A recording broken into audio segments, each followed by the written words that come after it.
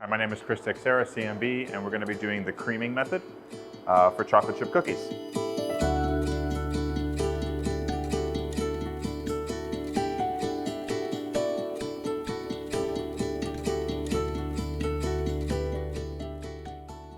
So we're going to get started with the butter in the bowl. The butter is room temp. We don't have cold butter here. It's important that we keep all the ingredients room temp, specifically for the creaming method. While we are creaming and incorporating fat and sugar, we are going to be adding eggs later on, and so that will be basically creating an emulsion as well in addition to the creaming method. So making sure that we have good, proper room temp products is always key. In the bowl I also put brown sugar, and I'm also going to put regular sugar in here. So the creaming method is incorporating the fat and the sugar together, creating an aeration. This is what gives the cookie its spread.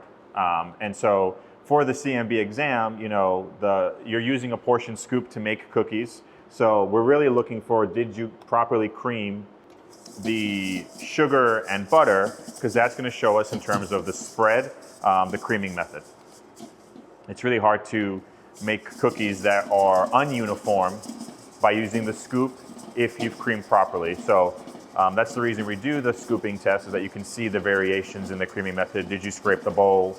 Did you incorporate enough air? Were your ingredients room temperature?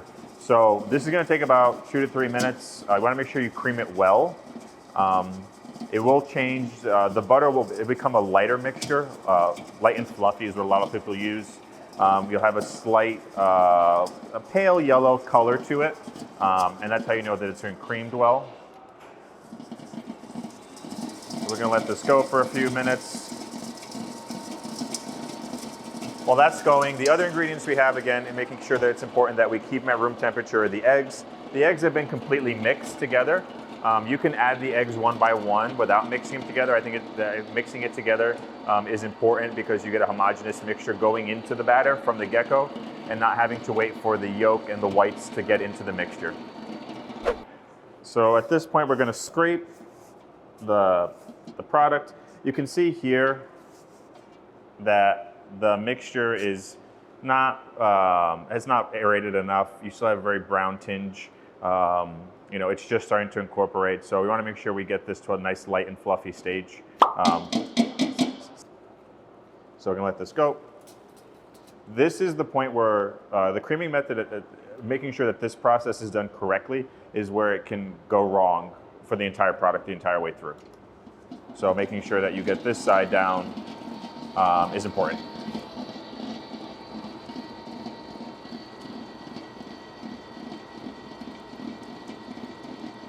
So again, I'm going to do one more scrape during the creaming method.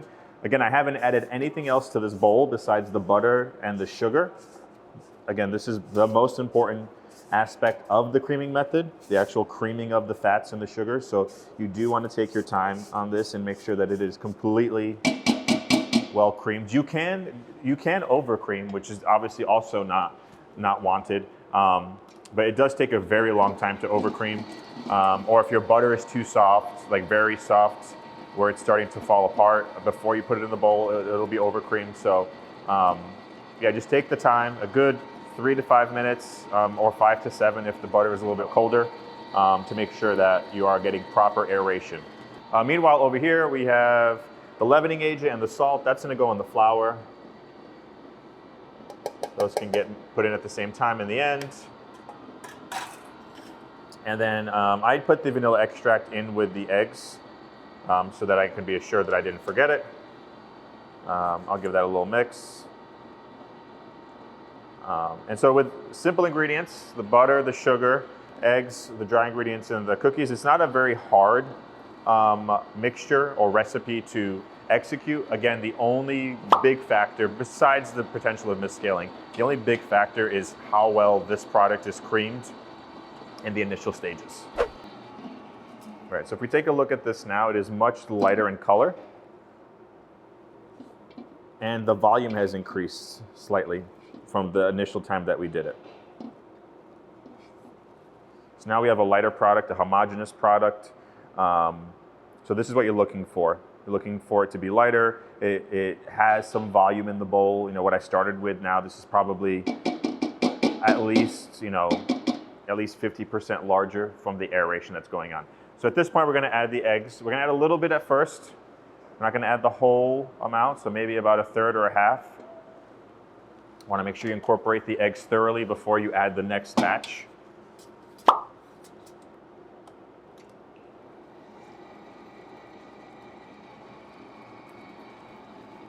After each addition of the egg, I will drop and scrape the bowl to make sure that it is being mixed homogeneously. Again, you don't want a separation process going on because of the eggs in the creaming method.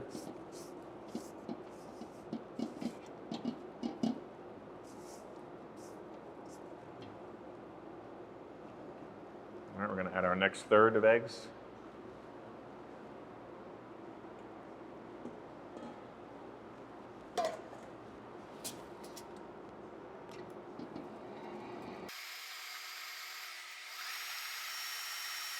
All right, we're going to scrape one more time. We're going to add the final addition of eggs.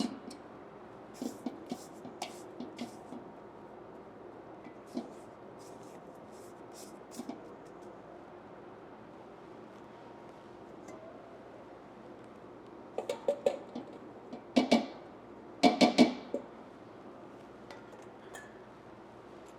we're going to make sure this gets mixed completely.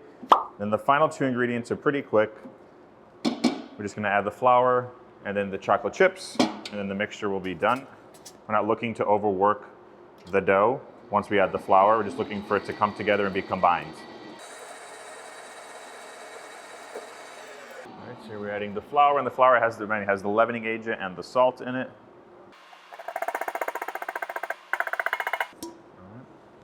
I will mix this I won't mix this completely in all the way before I add the chocolate chips. I'm just gonna mix it slightly. So maybe like 10, 15 seconds max. All right, and then I will add the chocolate chips in. Not looking, again, to overwork this dough. I'm also not looking to break down the chocolate chips.